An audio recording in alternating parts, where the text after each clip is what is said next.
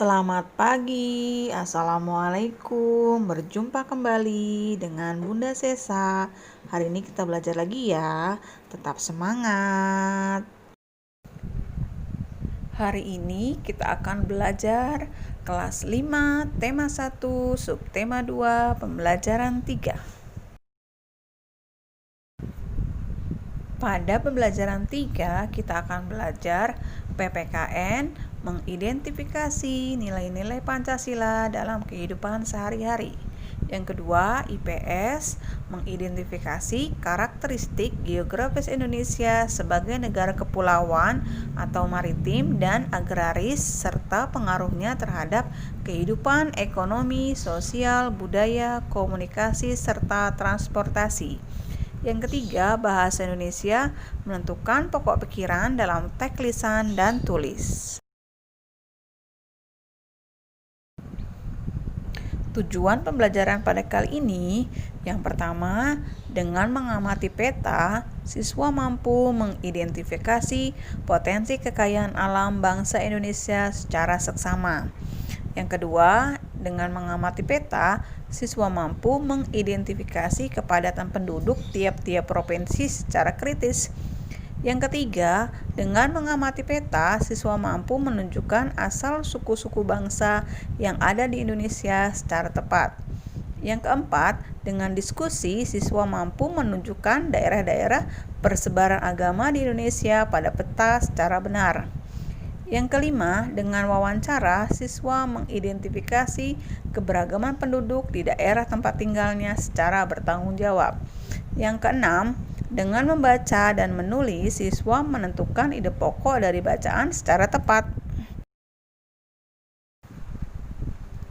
Kita mulai belajar ya. Di sela-sela istirahat, Pak Anto dan Beni memperhatikan lingkungan alam sekitar. Di sebelah timur mengalir sungai dengan aliran airnya yang jernih dan deras. Di sebelah barat terbentang luas ladang sayur. Di sebelah utara berbaris perbukitan yang ditumbuhi berbagai pohon. Adapun di sebelah selatan berdiri tegak gunung tempat hidup berbagai tumbuhan dan satwa. Pak, saya merasa sangat beruntung lahir dan hidup di Indonesia. Tanahnya subur dan alamnya sangat kaya, kata Beni. Beni, kekayaan dan keberagaman yang dimiliki oleh bangsa Indonesia tidak sebatas sumber daya alam saja, namun juga kondisi kependudukannya. Jumlah penduduk Indonesia sekarang sekitar 254 juta jiwa.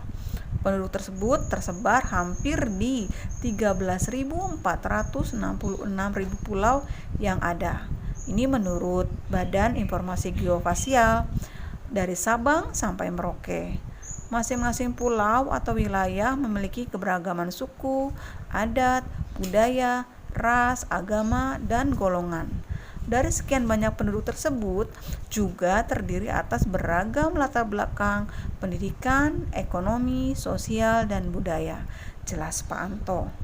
Wah, saya makin bangga jadi anak Indonesia, sahut Beni.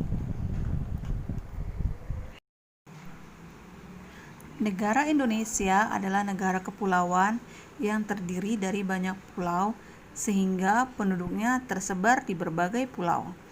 Pulau yang terpadat penduduknya adalah Pulau Jawa, karena di Pulau Jawa terdapat satu daerah yang merupakan pusat pemerintahan, yaitu Jakarta. Sehingga orang dari berbagai daerah datang ke Jakarta untuk mencari mata pencaharian. Nah, kalian amati ya peta persebaran kepadatan penduduk di Indonesia berikut ini. Dapat kalian lihat pada peta terdapat berbagai macam warna. Setiap warna mewakili tingkat kepadatan penduduk di suatu daerah.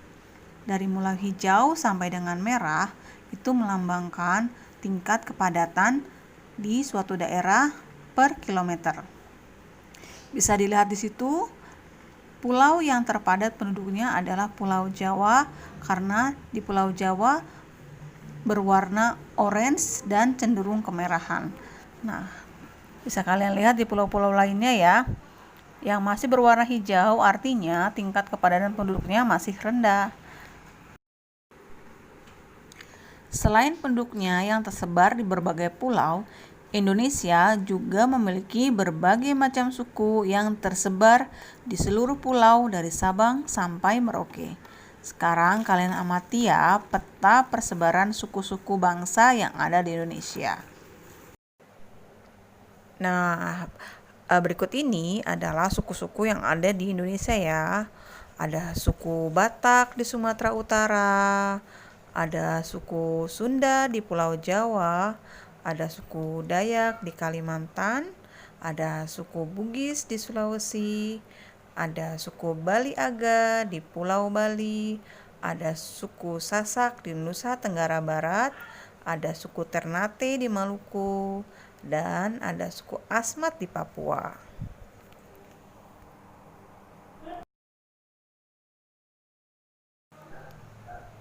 Sekarang kita membaca ya, kerukunan umat beragama di Indonesia.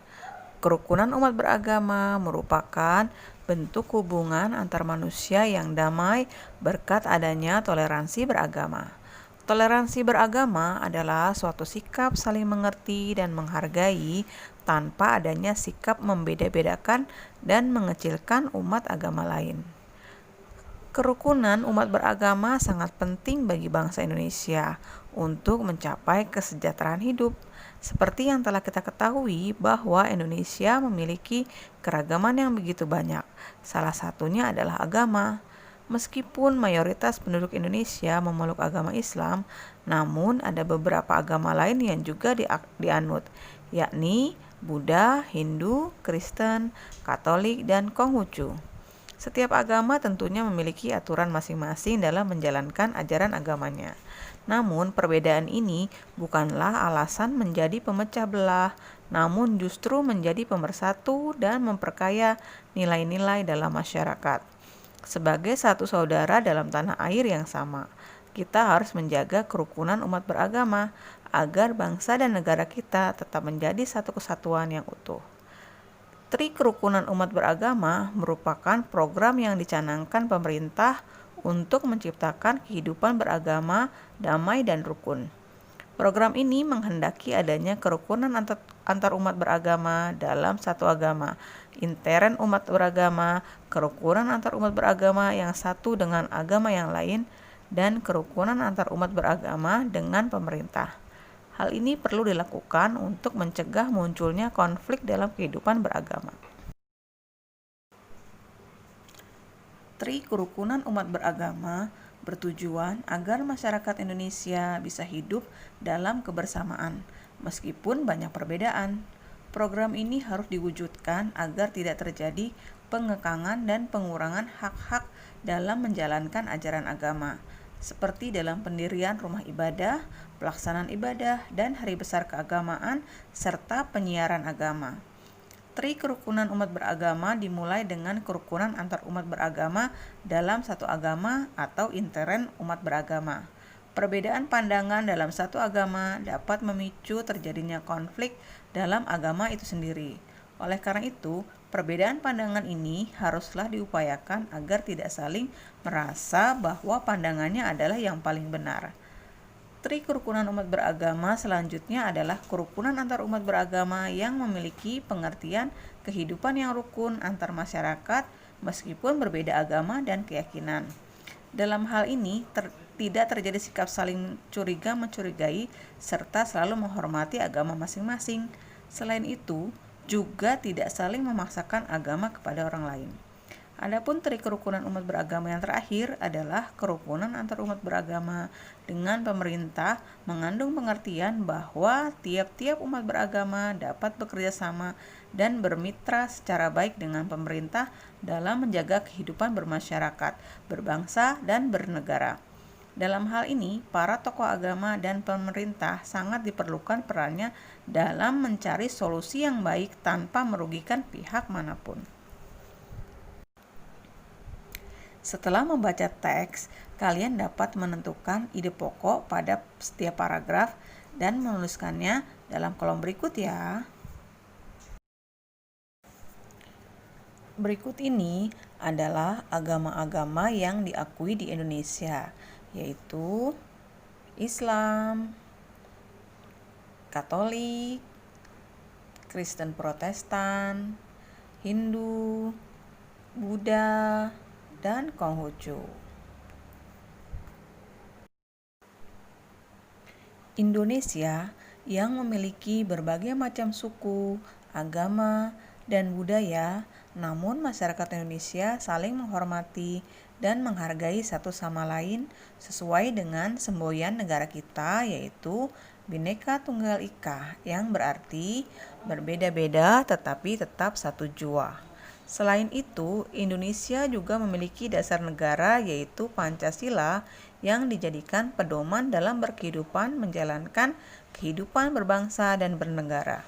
Selalu menjaga kebebasan beragama dan menjalankan ibadah sesuai dengan agamanya masing-masing adalah pengamalan sila ke-1, yaitu ketuhanan yang Maha Esa. Saling menjaga dan toleransi antar umat beragama adalah pengamalan sila ke-3, yaitu Persatuan Indonesia. Nah, banggakah kalian menjadi anak Indonesia?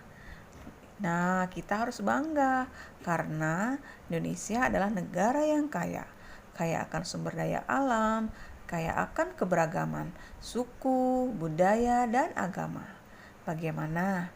Apakah kalian dapat memahami pelajaran kita hari ini? Semangat ya, tetap belajar di rumah. Walaupun kita belajar di rumah, kita harus tetap semangat. Jaga diri, jaga kesehatan, jaga kebersihan lingkungan. Tetap tinggal di rumah ya. Semangat!